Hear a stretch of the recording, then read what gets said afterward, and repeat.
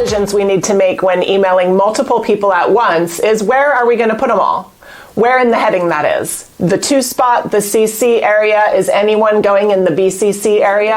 Let's find out. The to area and CC are not interchangeable. If I'm emailing 5 people, I can't just put them in either one of those to make sure that they get it. Why? Because to and CC also mean something specific.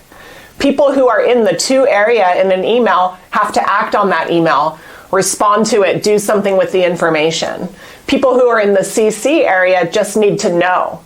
And so it's our job as writers to make that decision, because if we put everybody in to, or almost everybody in CC, people are going to get the wrong message. Do I have to act, or do I just have to know?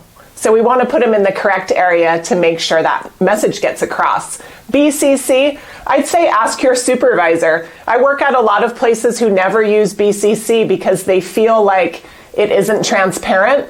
This is a blind copy where we don't know they're being copied. Can be used, though, for people who need a record of it. So be careful when using that spot. Okay, I'm going to leave you with an example of how the 3 might work, and I'll look forward to any questions in the comments.